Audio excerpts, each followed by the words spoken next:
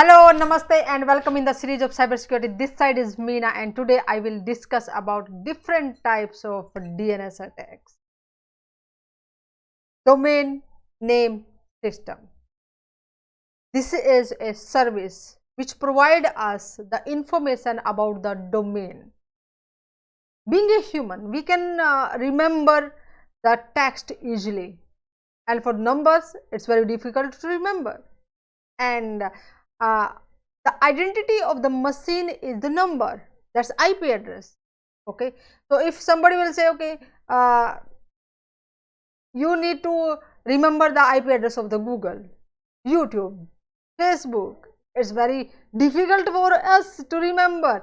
But if we'll say google.com, it's very easy for us to remember facebook.com, but remembering the IPv4 address is still we can say it's easy, but if we'll say IPv6 address to remember, oh my god, it is very difficult. So for giving us a helping hand not to remember all the numbers, DNS playing very important, and attackers are also using DNS to perform attacks on DNS, and there are number of DNS type of attacks, and how what those attacks are today. In today's session I'm just going to discuss about it. So let's start today's session. You can see in this picture, every year the attacks are increasing and becoming more expensive as compared to the previous year. You can see in 2019 there was 63% of the in-house application downtime. Reason can be maybe due to the DOS attack, DDoS attack, or might be to the some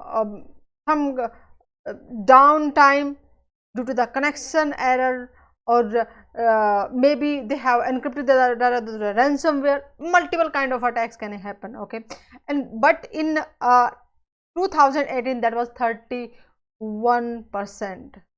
Okay, so just you can say just double. Clear? So similar way, compromised website, 33% was in 2018 and it just raised to 45%. Clear? And brand damage, 26%, and in the 2019, and 23% damaged on in 2018. Okay, and loss of business is 27%. So as you can see here, in 2018 the average cost on a certain we can say attack was 715K for one attack. I'm just talking about for one attack, average attack, or average cost of the attack. Okay, and in 2019 that's increased 1.07 million. Huge jump, 49% of the jump from the previous year, and every year it's increasing, keep increasing. Okay, and why that's possible? Cyber criminals are using different techniques. They are more organized and performing the attack, finding the vulnerabilities. So the main thing we can add in our nature, in our culture, just to awareness about the cyber security. This is just the only solution to combat against any kind of cyber attacks. Okay, otherwise these attacks keep happening again and again with just changing the different faces. This type of attack, that type of attack, that method, this method, that tool, blah blah blah, and they will use different things. Okay, let's just come to on the point, DNS, domain name system. First of all, we need to understand what is DNS and what's the role of it. So you can see here in this picture there is a server, okay, which is having the record of the IP addresses, and along this IP addresses who is the owner of that IP address, we can say, and what domain name assigned to that IP addresses. Yeah. So if we'll say facebook.com, okay, or luminisindia.com,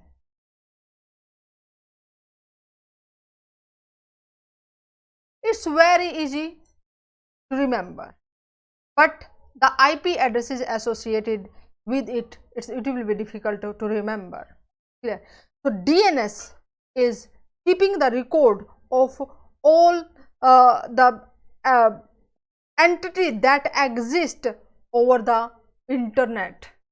Okay, that can be your in-house internet. Okay, and there are number of DNS server, primary DNS server, which are established around the world, which is having the entries for the different root level domains that start with the dot first, that's dot, okay, and then the primary domain we can say .com, .net, .org, .gov, all these things, and then that's come to like .in, .us, .fr, .cn. So that's hierarchy goes down.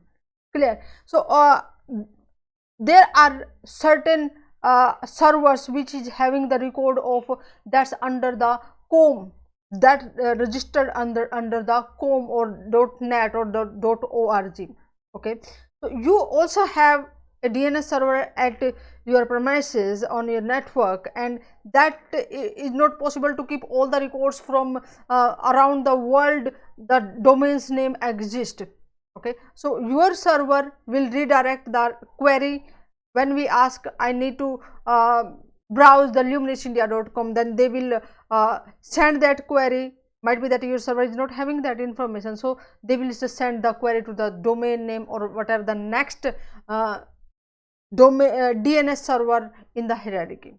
Okay, and in this way they will get the exact IP address for that one, and what's the route for that IP addresses. Yes, this is the IP addresses, and the router will provide the route from this path to this path, then go to there and there, here and there, and then you will reach to the particular destination. So this, it's look like very easy when we in the browser we say okay luminisindia.com and press enter. With just clicking the enter we land on the page, but during this process it just goes through with so many processes, with so many routers, switches and networks, and then it reaches to the particular destination. Okay, so DNS server is also like we can say if you will see here there are 7 continent. Okay, so if somebody some code is assigned to each continent, and then particular country into the continent, for example say India, certain code is assigned to that India, and in India there is a city. Okay, and that city is also having a certain number, and over there a certain part, certain street, and the house number and the name of the person, and that particular is number is this is giving the identity to that person. Similar way DNS server is also working. Clear? And there are multiple kind of attack happen on DNS server, because it is very crucial. We cannot block that traffic from our network. Okay, to just go outside on from our network we need a DNS server. And how the hackers are performing attack on our DNS server. Okay, you can see here there is a google.com fake website. Okay, and when there is a DNS server which is the rogue DNS server, and this is the legitimate client.